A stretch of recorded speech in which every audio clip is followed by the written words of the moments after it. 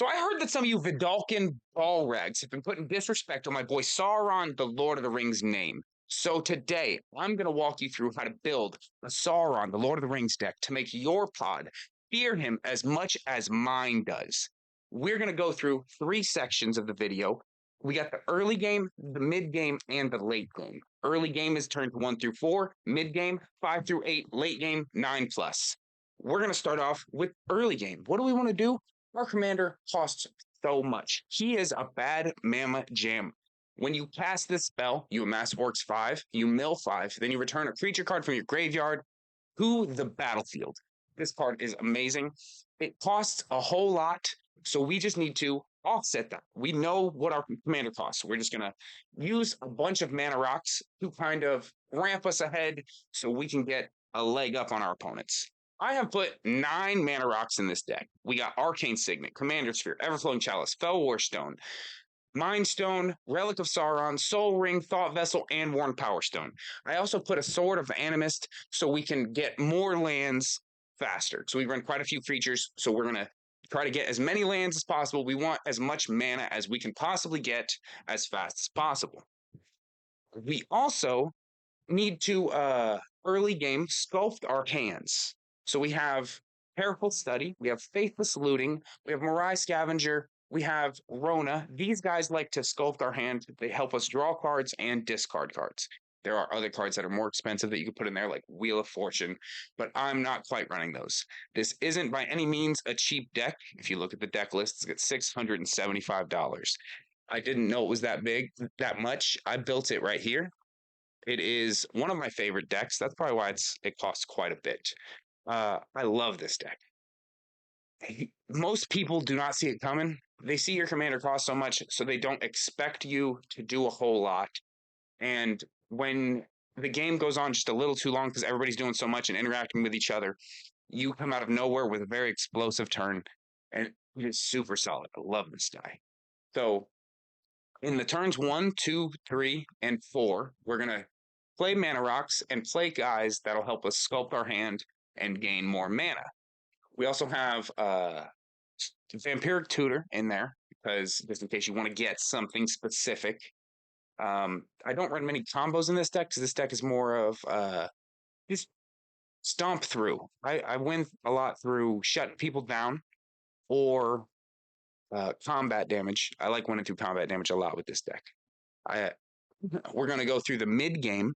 Mid game is usually where we like to clean up the board a little bit, because our opponents are usually doing quite a bit. We got Black Market Connections, so we can, in case stuff is dying a lot, we can get more mana on our turns to cast our big commander. I love this card. It really helps the deck. There's lots of stuff dying, more stuff than you realize, so it gets counters really fast. The first 8 times I played this card, it just sat at the table and gained 20 counters. Now when it hits the table, people usually take care of it before it hits my turn because they know the danger of the black market. Then we're going to board wipe some stuff up. We got Blackness Act. Degree of Pain helps us draw more cards because we like to draw cards. We got Languish. Give cards -4/-4 for them indestructible people. Just in case they get indestructible, we like to take care of that as well. We don't need to worry about that. It's only cost 4 mana for a whole board wipe. It's really nice. We do not care if our stuff dies because we like to reanimate things. Our graveyard is like a second hand in this deck. I absolutely love utilizing the graveyard in that way. It's amazing. I also have 2 Greedily Too Deep. It lets you pull a card out of the graveyard, and it fights everything else on the battlefield. So you'll end up with a big creature. So we have lots of big creatures. We'll get that in a little bit. That we can fight everything, and we end up with the one big creature that's a big, bad mamma jamma. You know what I'm saying? We also have a couple cards for the mid-game, just in case we get lucky, to bring a card back from the graveyard, such as Victimize, or if you have a Reanimate, you can always do something cool. Anger to give yourself, set up your graveyard so you can give everything haste, because we're trying to set up our graveyard. We run quite a bit of non-creature spells, so we have a secondary commander. Its name is, what's his name? The Saruman the White Hand. Sorry about that. Because we run quite a bit of non-creature spells, so we're amassing orcs more. Because we're amassing orcs, I run exchange of words, so I can exchange people's best creature with my orc, so they get nothing, and I get something awesome, like say it's a Nyxbloom agent or whatever the case may be. I get something cool, they get something that's literally nothing. Um, and then we're an animator deck, so we like to have giant creatures. Your choice of giant creature can be anything that's in the colors. You know, we have red, white, and blue. There's lots of big red creatures, lots of big all your colors. We like to stick away from Eldrazi's because they like to shuffle our graveyard back in our library. We don't want our graveyard shuffled back in the library because we want to use the graveyard. If somebody plays something that exiles everything from our graveyard recurringly, we need to take care of that immediately. Um, so for when the late game happens, we have some big bad creatures with Archon of Cruelty, Cavern Horde Dragon, Consecrated Sphinx, Geth, the Lord of the Vault, both Jin-Jitaxis, um, Ulamog, the Ceaseless Hunger, because he doesn't shuffle, and Valvagoth, Terror of the Peaks. We run some utility creatures, shutting down opponents with life gain that have Screaming Nemesis, because if he does damage with this ability, they can't gain life no more. We also have Notion Thief, so if somebody's drawing too many cards, we're going to stop that. Burning Ruin Demon helps us search more cards. So if we need to search something late in the game and it's an enter the battlefield trigger, so when we reanimate it, it comes back and we search up a card we need. Treasure Nabber, just in case somebody has a lot of artifacts they're tapping for mana, we're going to take control of all of those artifacts until our next turn. So we can utilize their mana as well. Those come down pretty early because they're less than 5 mana. So those are we usually spending some mana on. We have plenty of mana usually to work with. The next problem we'll come into is card draw. We're going to need to draw some cards. So we have Notion Thief, like I mentioned earlier, but that's not going to guarantee us any draws. We have a couple things that'll loot for us, and looting is when you draw and discard at the same time. So like you don't plus any cards, you're just breaking even. So we have a lot of cards that do that, but we need actual drawing cards. So I have a lot of big creatures in there, and you like your commander in the command zone so you can get that ability. The casting ability is what's the best part about him. So if somebody takes care of your commander, awesome, because you can just recast him. Or if they're not taking care of him and you don't have nothing to do with him, specifically, just do one of these. Disciple of Bolus lets him enter, sacrifice a creature. You draw cards equal to its power. So you'll draw 9 cards and gain 9 life, which is awesome. We also have Mask of Grizzlebrand to give him flying, lifelink, and draws cards when he dies. So if we can sacrifice him with one of our other things that draw a lot of cards, it'll do really well. I also run Leyline of Anticipation just in case I draw it on my opening hand. Playing on Flash is super powerful. If I'm running blue, I'm usually running Leyline of Anticipation because I really like playing on Flash. And if you can get your commander out with everybody tapped out right on your turn, getting a 9/9 is amazing. And then in this deck, I said I'd put it more towards battle, which I did with a couple things. I got Basilisk Scholar to give him Death Touch and Life Link so I can gain more life. And they can Trample Death Touch. Trample Death Touch is amazing. You can just deal 1 damage to the creature and then the rest to the person. Awesome little combo there. Then I also run Lizard Blades to give him double strike. And then Fiend Lash to give him +2. And then when he's dealt damage, I can deal damage to target player equal to his power, which is very powerful because even if they block him, I'm going to trample through because he's so big. And then I get to deal damage directly to them.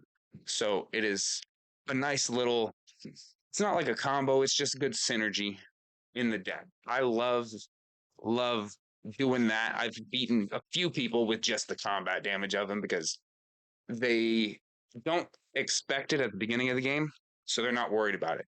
And then by the time they are worried about it, it's pretty much too late.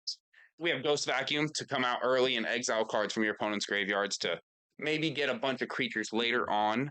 We also have Palantir of Ornthonk It helps you either scry or draw a card. Well, it definitely helps you scry. It might help you draw a card. Both of them are super solid. Milling is also really good because, like I said, filling up your graveyard is just like filling up your hand because we're utilizing our graveyard just as much.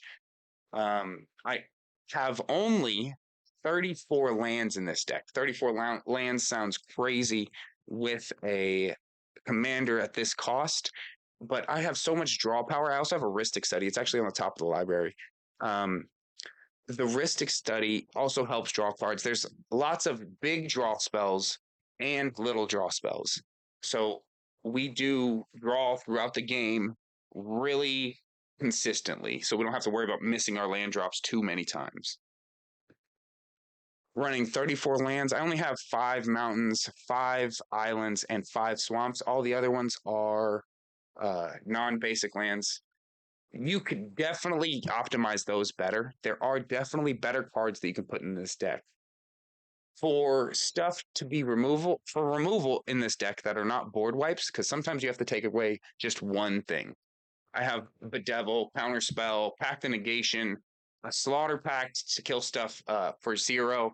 In case I'm winning, I can cast Slaughter Pact at an instant speed or Pact of Negation, so I can win that turn and not worry about paying the thing. The other day, I almost lost because I didn't pay, but it ended up I didn't need to pay. But otherwise, it's a super solid deck. I absolutely love this deck. I would love for you guys to give it a try. Let your friends fear it. There's been so many times where I do the suboptimal thing because the optimal thing would be so unfun for my opponents because I've like had the chance to pull out Ginger Tactus on turn 2, and that is wild all the time. Um, they have me mill certain things, and I just pull out something enormously big.